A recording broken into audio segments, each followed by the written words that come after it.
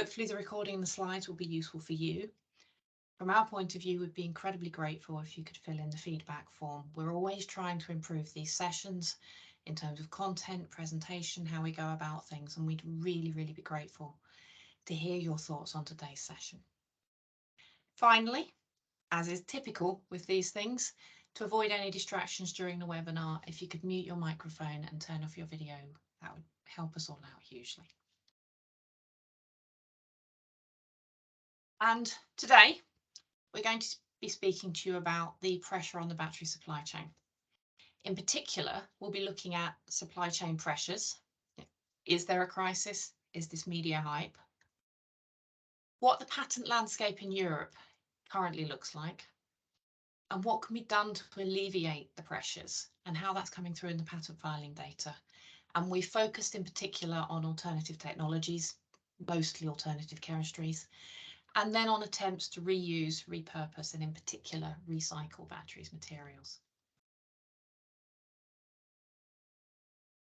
So, top to bottom, your speakers today are myself, Steffi Sesuraj, and Nicholas Watermeyer. And we're all members of the batteries team here at W&R, which is a cross-skills group where we all have different technical backgrounds to account for the wide range of innovations in this space. But what we do share is a passion for the field. I come from an electrochemical background, and I've worked in and around materials for various clean energy applications for my entire career. Steffi is a physicist with a strong background in photovoltaics and in battery management systems. And Nick is a chemist, and he has really good expertise in industrial chemistry, scale-up processes and materials. And I think we all have clients in attendance today, so thank you for your support and for joining us. To briefly introduce the firm for those of you who don't know us that well, we're one of Europe's larger,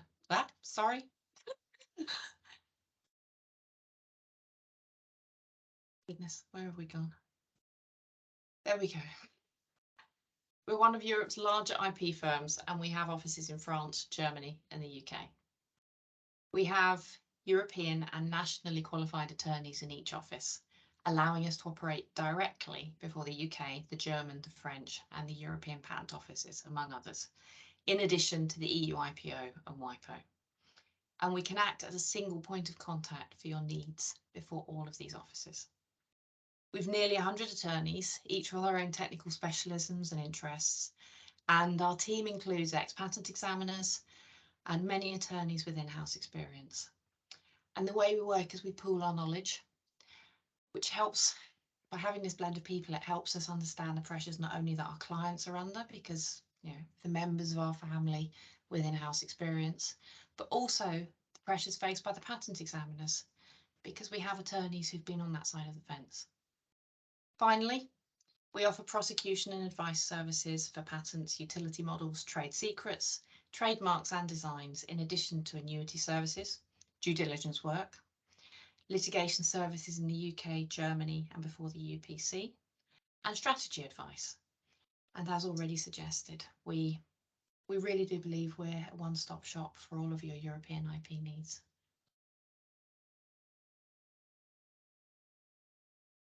So having set the scene as to who we are, to the presentation. How did we get here? Why are we all in a room together today? How did the supply chain problem arise? Well,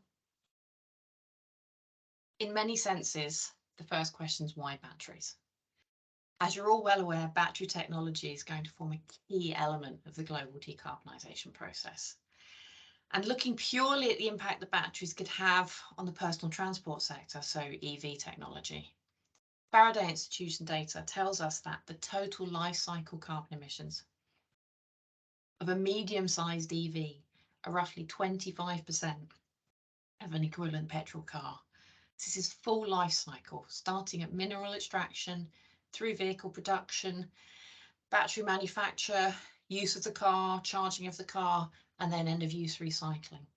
So you can make them run 4 EVs for the equivalent carbon emissions of 1 petrol car.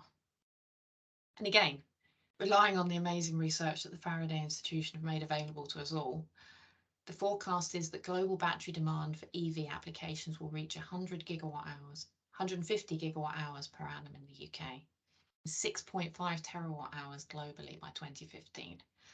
Now, that's just numbers, but what it represents is a 50-fold growth relative to the 2020 demand, which is huge. And Faraday tell us quite reasonably that these forecasts are conservative and they're fully expected to be exceeded as more and more countries commit to ending the sale of petrol and diesel vehicles.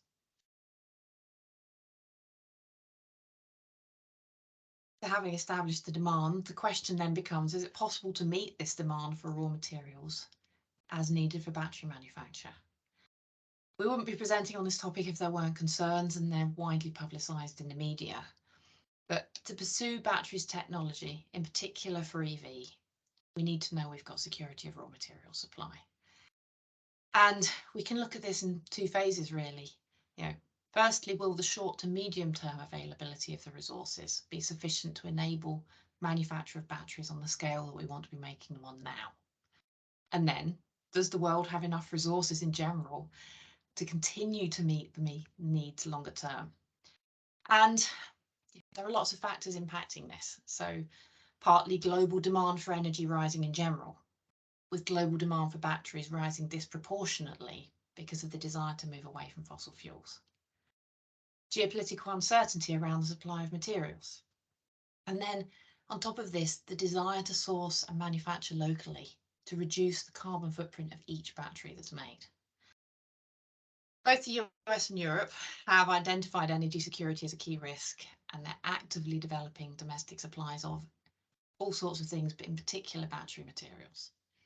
On top of this, Europe, the US, and also China buying up battery materials reserves around the world just as fast as they can, and then domesticating their refining capacity to help ensure security of supply for car manufacturers, battery manufacturers, and protect them against shortages or disruptions in supply. On top of this, we're starting to get news of suggestions of OPEC-style consortia to control costs and supply of materials. And an example is the suggestion of forming something like that around the supply of nickel coming out of the Far East. All of this changes the market landscape and pushes prices higher in the short term. And because of that, the supply chain has been examined, risks have been identified. And in this introductory part of the presentation, before we move to the filing data, etc., we'll focus on 4 of the key elements. Firstly, cobalt, then lithium, then graphite and nickel. And one concern that you read about all the time that will come up over and over again in the next few slides is current mining capacity. For instance, cobalt, lithium and nickel are currently available in sensible volumes in only a small number of countries. So, for example, the Democratic Republic of Congo, DRC, the world's biggest producer of cobalt, produces more than 60% of the world's supply. Lithium, on the other hand, has its resources focused primarily in South America and Australia. This concentration of resources creates significant risks around supply security. So, to look at these 4 specific elements. Cobalt. Now, many of you will already have access to the information in the next few slides, but do bear with me while I briefly cover this background for those who don't. Data suggests, people are analysing this all the time, and it's wonderful that we have access to their findings. That data suggests that we need to increase cobalt production by 3 times to meet the projected demand for 2035, which could be challenging given that cobalt's the only element key to battery production which already appears on the EU critical raw materials list. And cobalt, like all of the materials we're discussing, isn't just used for batteries, although that is its primary chemical application. But, to take, for instance, cobalt, it's also used in high temperature alloys, a variety of other metallurgical applications, in addition to the key battery technologies, which are fundamentally nickel manganese cobalt, so NMC batteries, and lithium cobalt oxide, so LCO. Why do we believe that we'll need this increase in production? Well, simply, NMC batteries are the leading EV technology, as most of you all know. And unless truly competitive alternatives can be found in the short to medium term, The use of NMC battery technology will grow with the demand for electric vehicles, and so the demand for cobalt will grow. Why is that a problem? Well, cobalt's reasonably plentiful in the Earth's crust, but there are challenges with sourcing this element. If you look at extraction, mining, cobalt's very often found in combination with nickel and copper. Effectively, historically, it's been obtained as a byproduct of nickel or copper mining, and it's very rarely economical to mine purely for cobalt, although that may change as prices rise because we need more cobalt. There are sources in Europe, but historically it's been much easier to import rather than source locally, and it's only really that concerns around ethical sourcing have come to the fore. In particular, focused on the unregulated nature of the mining in DRC, which we've already mentioned is the world's major supplier. But with demand set to increase, people are looking to address the challenges. Key to this in Europe is the EU is supporting the growth of existing mining activities, notably in Finland and Sweden. And they're looking at the viability of extracting cobalt in the Kolba Mountain in Slovakia, and then in the Vosges and the Pyrenees mountain ranges in France. Another key element of all of this is the recycling aspect. We don't necessarily have to use virgin materials if we can recycle what we've already got. And this will be discussed by Nick later in the presentation, but fortunately, the recycling of cobalt is relatively easy. And so that, in future should substantially contribute to the cobalt resources available. Lithium. Here our data suggests that we'll need to increase lithium production by 5 times to meet 2035 demand. And again, without a dramatic shift to alternative chemistries, the need's self-evident. Lithium ion is the dominant technology for EV. And that use has caused demand for this traditionally low-cost metal to soar in recent years. In 2015, only 30% of lithium demand was for batteries, but we're to believe that by 2030, this is going to be 95% of the application of lithium that's coming out of the ground. A report was recently published by the Advanced Propulsion Centre in the UK, looking at this problem, and they believe there's going to be a small global deficit of lithium by 2025, which will have widened markedly in the subsequent 5 years to 2030. Not because of lack of abundance, again, there's plenty of lithium in the Earth's crust. It's just we have insufficient mining capacity. So again, one of the issues for this element is going to be about scale up of global production levels in the short term, rather than longer term availability of resources. Another challenge for lithium is actually making it a battery grade product. The purity level's got to be incredibly high for batteries, and in many cases the available supply just doesn't meet the quality requirements. And again, as with cobalt, it's historically been much more economical for European companies to import lithium from South America. And so there's not much in the way of lithium mining in Europe at present. New mines are being explored. There's a proposed mine at the Beaver Quarry in France, Blackstairs Mountains in Ireland, and the very well publicised San Jose lithium project in Spain, which should be a huge contributor. But, right now, lithium's reasonably cheap, reasonably available in Europe, but opening up new mines doesn't happen overnight. And because of that, really positive legislation has been introduced mandating that all batteries in Europe be subject to end-of-life processing. That obviously benefits the recovery of all of the materials present, but the key objective is to ensure that lithium's recycled and fed back into the European battery supply chain.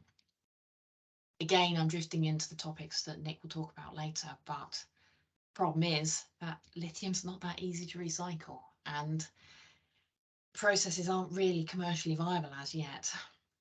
But one hopes that with increased demand for low-cost recycling, battery designs will evolve, making it easier to extract materials from them, and recycling processes will improve to make the recycling of lithium cost-effective. Then finally, for this introductory part, graphite and nickel. They're also both very important to battery reduction. Graphite's key to anode and separator technology. Nickel's used in the cathodes because it's got a very high specific energy. Both are abundant, but the supply of each, as with the other materials, may become stretched as European battery production intensifies.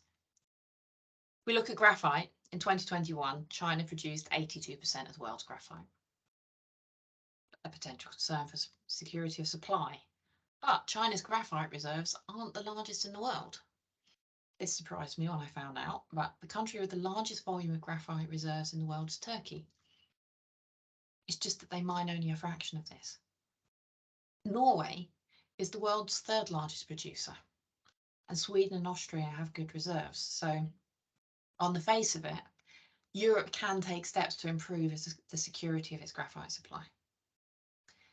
NMC batteries self-evidently include nickel. And as the leading EV technology, demand for nickel will grow along with cobalt, etc. Now, we've already mentioned that nickel, copper, and cobalt are commonly found together. So the EU's drive to firm up cobalt supply synergizes with the challenges around nickel. But there is additional work being done to extract nickel in Poland and to assess the validity of mining nickel in Greece, as well as the Spanish Pyrenees. So, from a European perspective, providing steps are taken, access to graphite and nickel may be reasonably secure.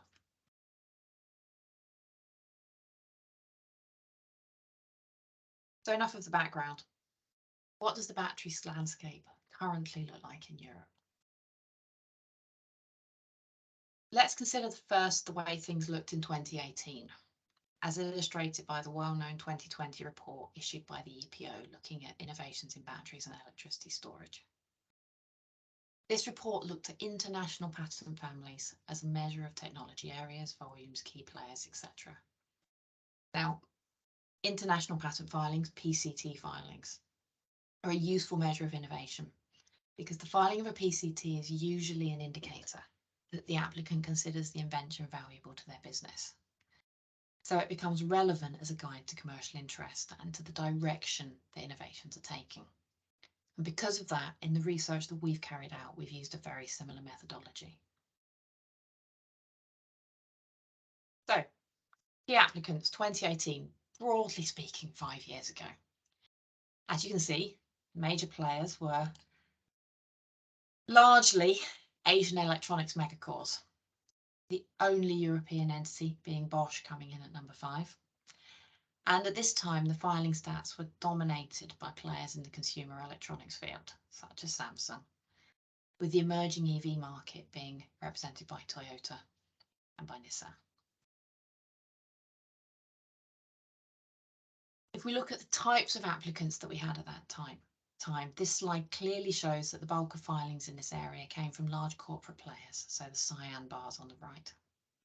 However, academia, petrol, if we can call it that, and SMEs in grey were very definitely playing their part. And I think we need to look at this and be aware that the filing figures distort the level of contribution to the innovation.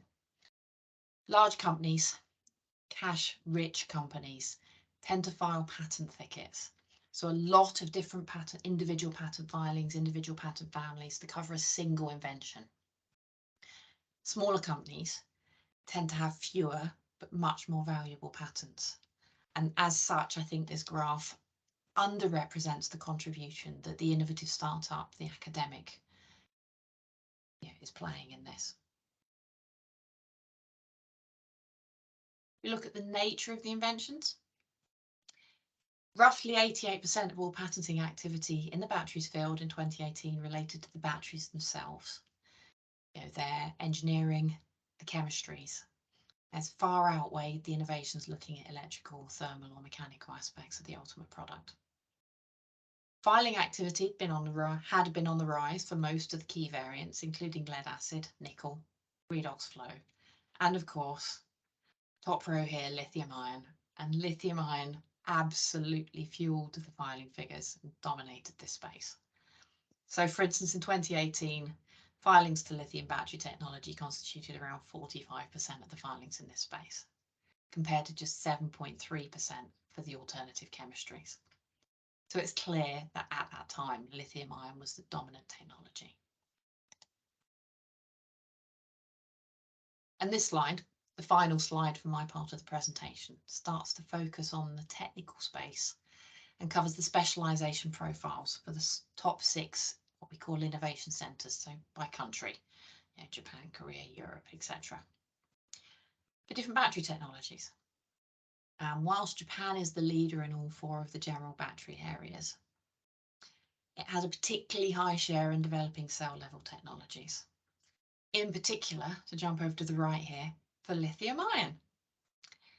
In contrast, Europe at this time was starting to stand out as a major centre for innovation in thermal management and integration technologies. Interestingly, we look at the US data here.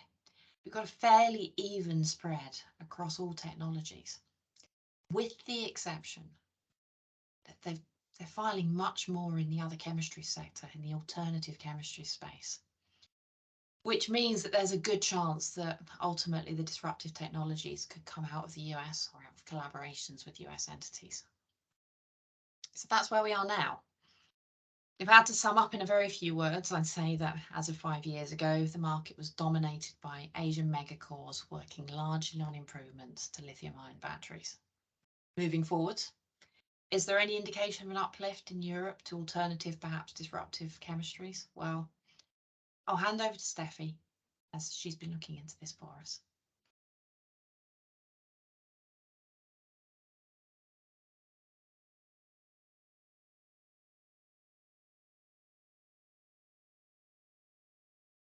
Sorry. Thank you, Joanna. In this section of the presentation, we'll be having a brief overview of the evolution of the global market space with respect to alternative battery chemistries. We'll also look at relevant projections in the global market size for alternative battery chemistries. This is just to get some insight into the drive for filing patent applications in this area.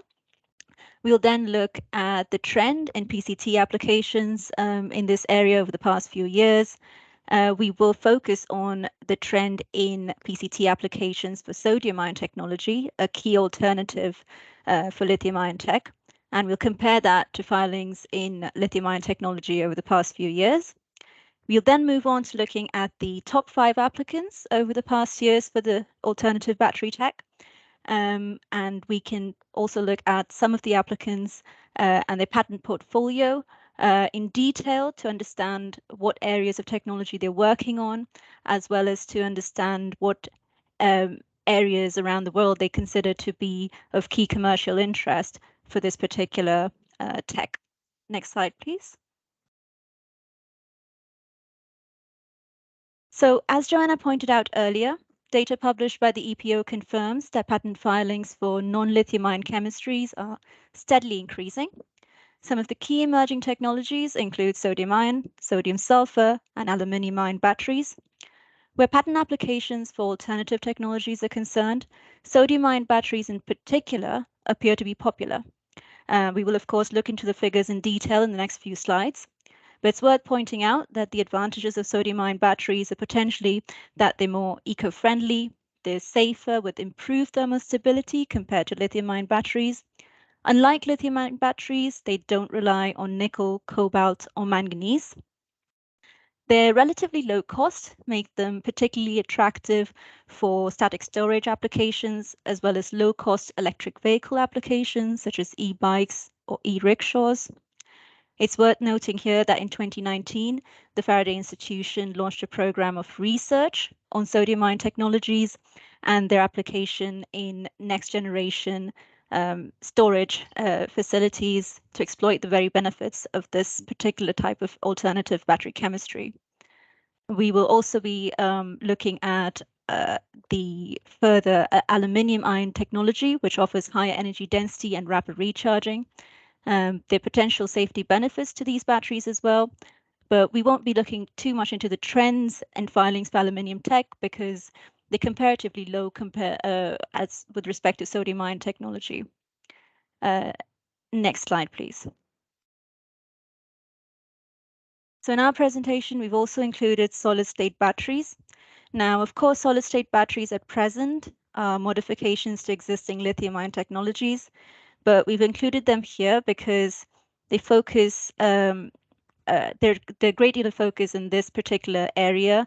They considered the holy grail for electric vehicle battery manufacturers, at least in the short term, due to the potential benefit to double the energy density of a standard lithium-ion battery.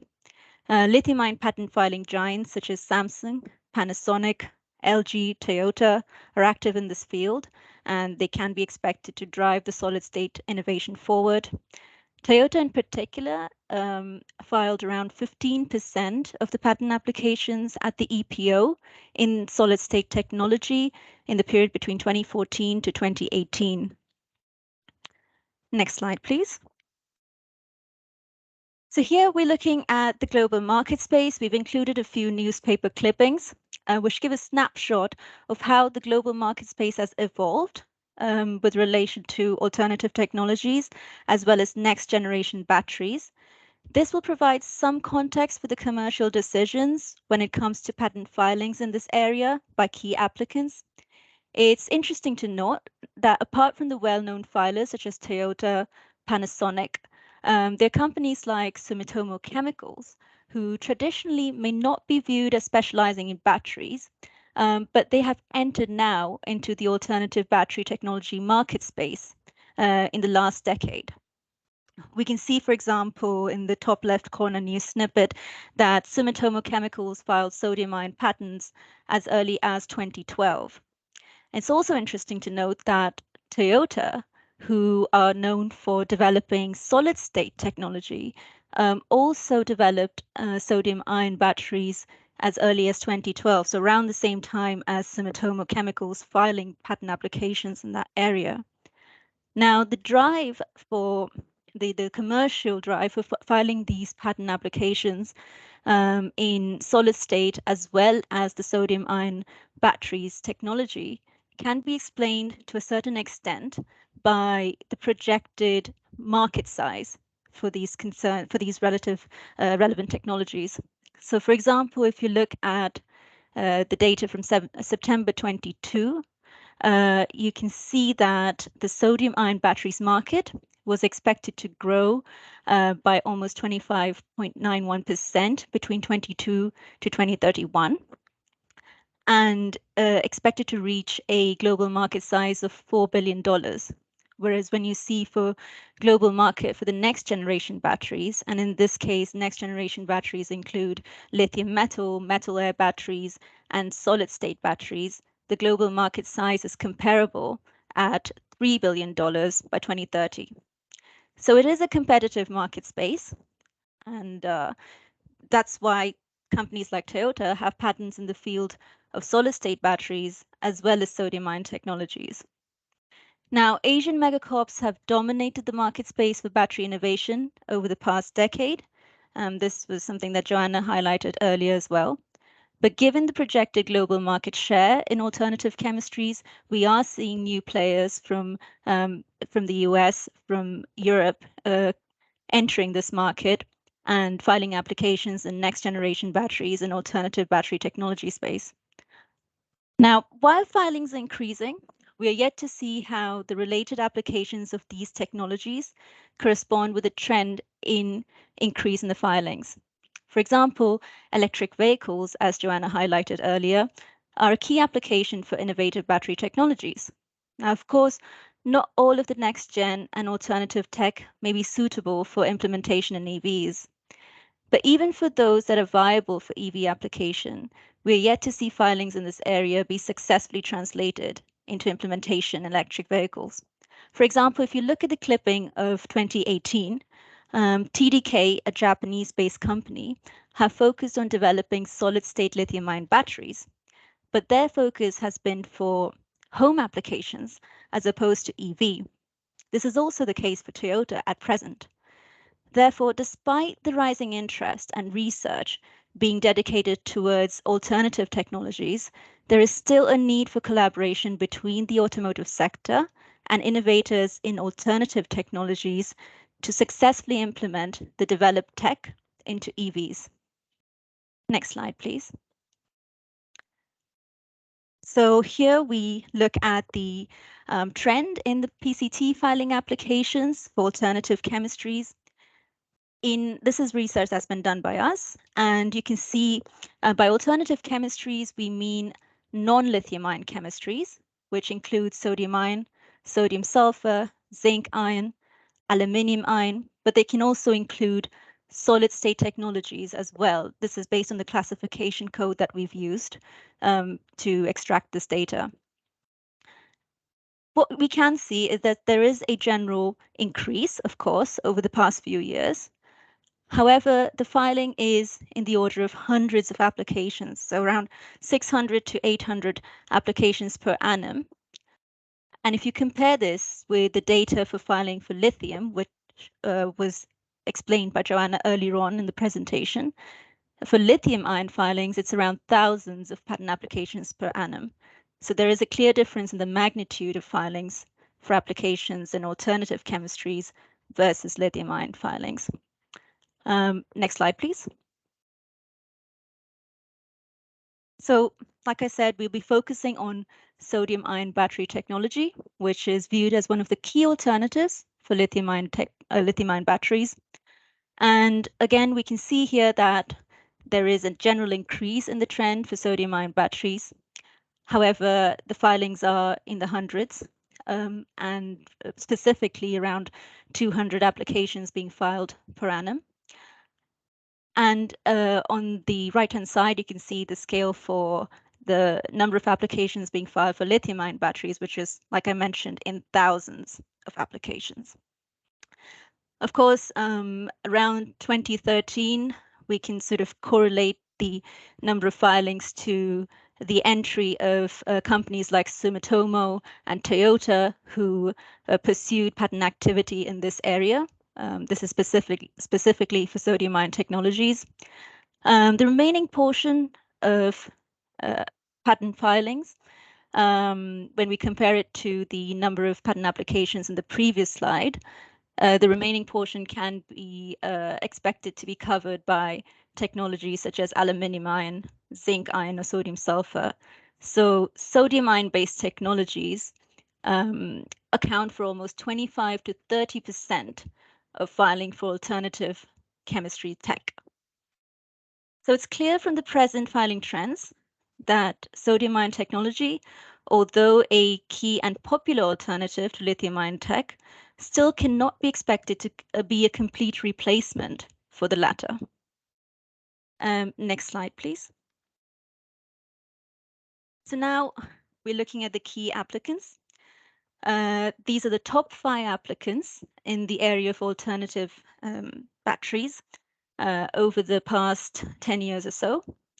And we can see for Adian, a UK company, they focus primarily on sodium-ion batteries, and they very recently were bought by Reliance New Energy Solar, who are an Indian company and who plan to build a gigafactory in India based on this tech.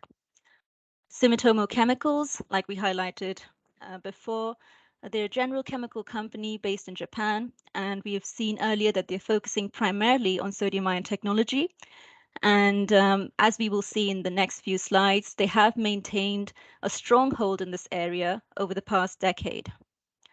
Then we have Global Graphene Group, which is a US-based company. They focus on solid-state batteries, as do Murata and Toyota. A point to note is that the R&D space is rapidly developing. And while the Asian companies seem to dominate filings in this area at present, we can expect players from the US entering the market and disrupting the stronghold by the Asian megacorps. For example, Natron, which is a US-based tech company, has developed a number of industry-leading sodium-ion battery technologies, and they have collaborated with Clarius Meadowbrook facility, and which is expected to become the world's largest sodium-ion battery plant as early as 2023. So that's when they expect to produce sodium-ion batteries. So collaborations such as these will place the United States at forefront of sodium-ion battery manufacturing, and therefore we can expect to see a change in the top 5 applicants in the next decade or so. Next slide, please. So this is a quick overview of top keywords being used in patent applications filed by some of the key applicants. Here we see a comparison between Faradian and Toyota. The size of the portion here is an indicator of the occurrence of the related keyword in the patent applications filed by the applicant. For Faradian, we can see in the upper right portion of the keyword cluster that there are patent applications which focus mainly on sodium-ion technology. Whereas for Toyota, we can see that the applications are primarily focusing on solid-state battery technologies. Now, interestingly, Toyota also has a decent number of patent applications in the sodium-ion battery tech as well. So Toyota's interest in pursuing patent applications in alternative technologies, together with their primary focus of solid-state lithium-ion technologies, can partly be justified by the projected global market size that we saw earlier for sodium-ion batteries, which is around $4 billion by 2031. Next slide, please. So we're going into a bit more depth of the patent portfolio for Faradian. This is just to get an idea of what aspects of the technology they're currently working on. So of course, we said that they're focusing on sodium-ion technologies. They're working presently on the manufacturing of sodium-ion technologies. They're also working on developing non-aqueous electrolyte compositions, as well as other aspects such as storage and transportation and passive voltage control in a sodium-ion battery. Next slide, please. So here we have a snapshot of two of the families of Faradian. So this is just to give some insight into what they consider to be the key regions of interest to market their technologies. So in this case, they consider Australia, China, Europe, UK, Korea, US, and Japan as the key markets of interest for sodium-ion batteries. Now, of course, this also overlaps with our previous slides, which reiterated that Japan, Korea, and US are, in fact, the key players who are entering into the alternative batteries tech. Next slide, please. We're looking at another key player here, Sumitomo Chemical. Similar analysis as we did for Faradian. On the left-hand side, we can see the keyword cluster, and we can see that their patent applications mainly focus on developing different components of the battery cell. And when we look at the patent applications that have been filed related to the keywords, sorry, I can just hear some echo coming in. Okay, I hope everything's okay. So we can see some patent applications, the title of the patent applications being filed related to the keyword cluster. And we see that their focus is mainly on sodium-ion batteries, which of course is evidence for our previous trends that we saw for Sumitomo Chemicals. Next slide, please. Now we look at the families, just a snapshot of two of the patent families for Sumitomo Chemicals. And we can see, of course, here that their key areas of interest almost overlap with those that were there for Faradian. So we can see China, Europe, Korea, and Japan, as well as the US pop up again. And these are, like we have also mentioned earlier in the slide, key areas presently for marketing alternative technologies. Next slide, please. So in conclusion, the filings in alternative chemistries is increasing, but it's still significantly lower, around hundreds of applications per annum, compared to filings in lithium-ion battery technologies. The major filers in battery innovation, such as Toyota, and companies such as Faradian and Sumitomo Chemicals, are pursuing applications in the alternative chemistry space and are among the top 5 filers of the past decade. The decision to pursue filings in alternative chemistries, in particular sodium-ion technology, can be justified partly by the projected increase of almost 25% in global market size for sodium-ion batteries, reaching almost $4 billion by 2031. At present, top filers in alternative chemistries are dominated by Asian companies, but this is expected to change with US-based companies making significant developments in this area. Of course, we've looked at alternative battery chemistries with a very quick overview of the patent filing trends, but another way of tackling the pressure in the supply chain for lithium is to look at recycling options. So I'll now pass the presentation to Nick for further details on this.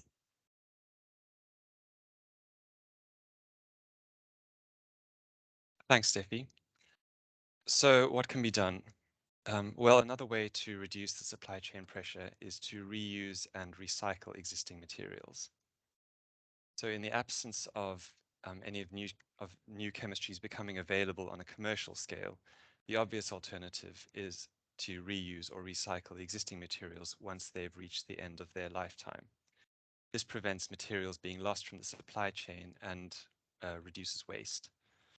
However, in order for recycling to be widely adopted and integrated into the battery supply chain ecosystem, it has to be commercially viable. In the short term, subsidies may be required to encourage recycling rather than the use of mined materials. However, in the long term, recycling is predicted to become a substantial market in its own right, with global revenues estimated to be $19 billion by 2030. At present, lithium-ion recycling provides yields that are far too low to make recycling cost-effective without subsidies. A key aspect of making battery recycling more viable is to start at the beginning and redesign the batteries themselves. At present, in cell design, recycling tends to be an afterthought.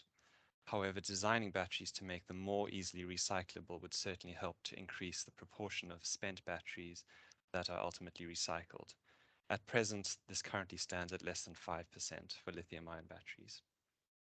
The true cost of manufacturing lithium-ion is not so much in the raw materials themselves, but rather in the lengthy processing and purification steps that are required to reach battery grade. It is often cheaper to mine raw material than it is to retrieve it from recycling. There is therefore a need for new technologies which are capable of processing large quantities of spent batteries in a cost-effective manner. Next slide, please. So the first step of battery recycling typically involves shredding the cathode and anode materials into a powdery mixture, which is known as black mass. Black mass is then processed to extract its valuable components. There are two general processes used in extraction. The first is pyrometallurgy, and this involves high temperature smelting of the black mass to recover metals such as copper, nickel, and cobalt. It is relatively inexpensive, but does have the downside of being unable to recover lithium and aluminium. The second is hydrometallurgy, and this involves chemical leaching of metals from the black mass. This process typically involves three steps. There's a pre-treatment step, which is followed by solvation in acids and solvents, and then finally an extraction or crystallization of the metals. Lithium is recoverable by hydrometallurgical processing. However, a downside of this process is that it tends to generate toxic waste streams that have to be remediated or disposed of. And then there's an alternative method which is known as direct recycling, and this has also been developed recently. And this involves separation and reconditioning of the cathode or the anode active materials for reuse in remanufactured lithium-ion batteries. Current battery recycling technologies tend to be high energy intensive and so have a large carbon footprint. However, going forward, using recycled components rather than mining new raw materials will likely offset this. And as the technologies develop, it is expected that they will become more efficient. Next slide, please. So what else can be done? Well, batteries that have reached the end of their life for their original purpose can often be reused or repurposed. This is the equivalent of upcycling. For instance, it isn't uncommon for end-of-life EV batteries, which are generally still at about 80% charge capacity, to be converted for domestic and industrial energy storage, or to be integrated into smart grids or used as backups for telecom bases or data centers. Next slide, please. So what do the filing trends show? Well, to investigate, we looked at filings in the two CPC classes that relate to the recycling of secondary batteries. These are H01M1054 and Y02W3084. These two CPC codes are shown in the title of the graph on the left-hand side. To get an indication of the number of inventions being filed in this space, our searchers looked at PCT publications filed within these two classes over the last 10 years. And the graph on the left shows the data. So as you can see, the graph shows an upward increase in filings over the last 10 years, with about 380 patent families published in 2022. There was a particularly large jump from 2020 to 2021. The 2022 data is of course incomplete because the November and December publications are not represented. However, the trend suggests that the final number may be as big a jump as from 2020 to 2021 when these publications are accounted for.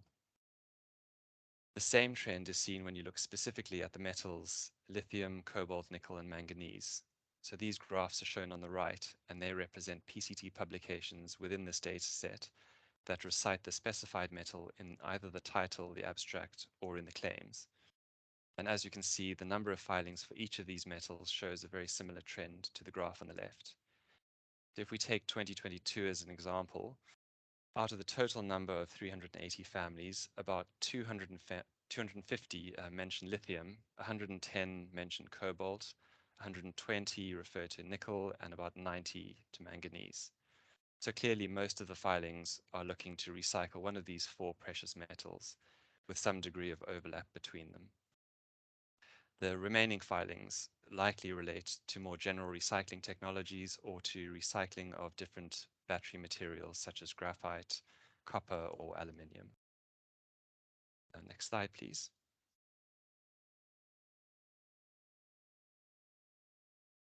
So this slide shows the key applicants in the data set. So we can see that these include the Japanese mining companies Sumitomo Metal Mining Company and JX Nippon Mining and Metals Corporation. And these have both filed a steady stream of cases over the last few years. The biggest and most recent entrant into the dataset is the Chinese company Brump, which is a division of CATL, and this is represented by the three entities Guangdong Brump Recycling Technology Limited, Guangdong Brump Recycling Tech, and Hunan Brump EV Recycling Company. Together, these companies account for 192 families published in the last 3 years. Toyota, which used to be a fairly high filer, appears to have reduced its innovative activity in this space, and this can be seen by the dwindling number of patent filings over the last 10 years. Other notable applicants include the Belgian mining company Umicore, the South Korean battery manufacturer SK Innovation, which had its first PCT published in 2018, and since then has steadily increased its patent filings to the point where it had 16 patent families published in 2022. The Nevada, USA-based recycling company, Aquametals Incorporated, has also been fairly active over the last 8 years, as has the French Alternative Energies and Atomic Energy Commission, which is a French government-funded research organization. Next slide, please. So we can compare the key players in the batteries recycling market with those in the general batteries manufacturing space. And it is interesting to note that there are very few batteries manufacturers filing patent applications for recycling technologies. So the market remains dominated by Asian players, but now primarily chemical and even mining companies and not batteries manufacturers. So this suggests that the innovation is being pushed up the supply chain to the raw materials manufacturers, who are showing foresight in terms of adapting their business model to make the most of the new market. It also tells us that batteries manufacturers intend to externally source their raw materials, just as they always have, but that the raw materials may happen to be recycled in the future. Interestingly, Toyota remains in the list, and this is an indicator of their dedication to this technology space. So they are the only company to appear in all three rankings that we've presented, and that's battery manufacturing, alternative chemistries, and then recycling technologies. However, as we saw in the previous slide, the activity in the sector does appear to be waning. LG also have a presence in both of these lists, although that's for different divisions, so LG Energy and LG Electronics. And we're now going to look at the patent portfolios of two of the companies on this list in a little bit more detail to get a sense of where they file their patent applications and what they relate to. So the first will be Brump, which is number 3 on the list, and the second is Umicore, number 5 on the list. Next slide, please. So a keyword representation of Brump's patent portfolio, where the size of the keyword indicates its prevalence in the dataset, is shown on the left and indicates that their patent families are focused on lithium batteries and that they also have particular focus on recycling the metals nickel, cobalt, and manganese, as well as iron and aluminium. Lesser keywords indicate aspects of their processes, such as ball milling to generate the initial black mass, and acid leaching for the recovery of lithium and other metals. A snapshot of the titles of their patent families is shown on the right of in the list on the right. And this confirms that their patent filings relate to the recovery of nickel, cobalt, and manganese, iron phosphate, lithium, graphite, formation of graphene from graphite waste, and also that their processes involve vacuum pyrolysis methods, among others. We can also look a bit more deeply into some of these patent families to see where they've been filed and what their subject matter relates to. So this is on the next slide.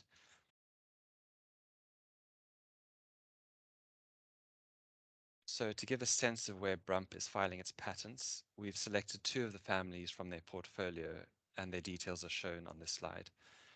So it is evident that they tend to file their patents in China and Hungary, which are two countries in which their parent company, Cattle, has manufacturing plants, as well as the United States, which is obviously a major market. Both patent families cover processes for recovering nickel, cobalt, and manganese, which is a key focus. The first claim in each patent family is shown in the table, and claim 1 of the first family involves pyrolysis and hydrometallurgical steps, whereas claim 1 of the second family involves extraction of a nickel cobalt manganese leachate, which is part of a hydrometallurgical process. And as you can see, both families are process patent applications. Turning now to Umicore, this is shown on the next slide. And this is the Belgian mining company, and they have a focus on circular materials technologies.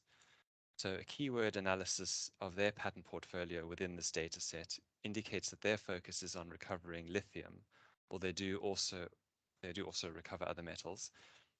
Their processes seem to be pyrometallurgical in nature, as suggested by the high prevalence of the keyword slag formers.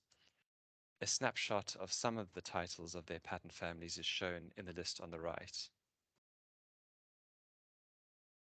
This confirms that their patent families focus on the recovery of lithium in particular. Next slide, please.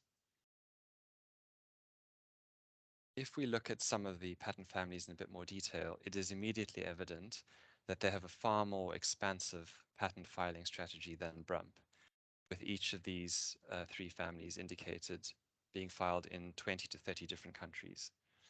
So as with Brump, the claims of the families all cover recycling processes rather than products per se.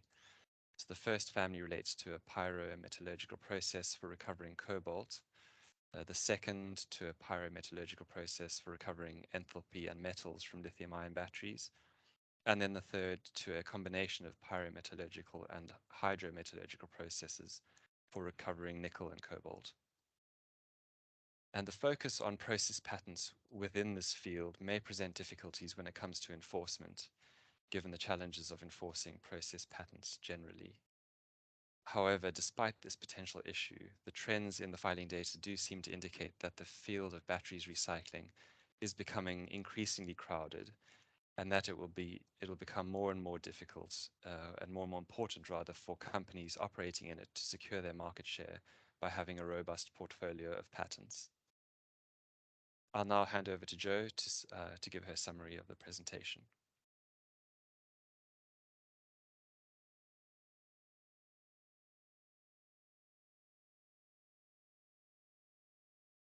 Joe, you're on mute.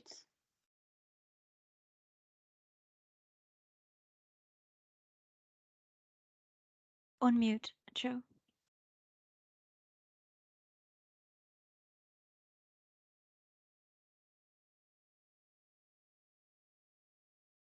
Okay, sorry, not sure how that happened.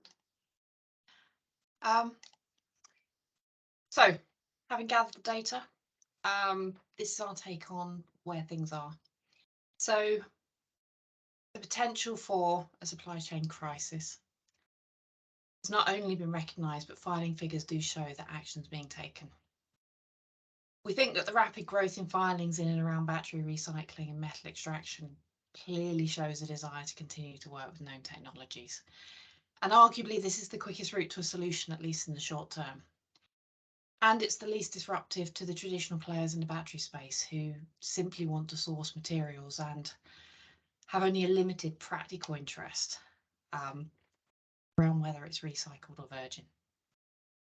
Filings to alternative batteries chemistries are also rising, indicating that the longer term picture may be away from lithium-ion technology. But these technologies are, in some cases, further from market.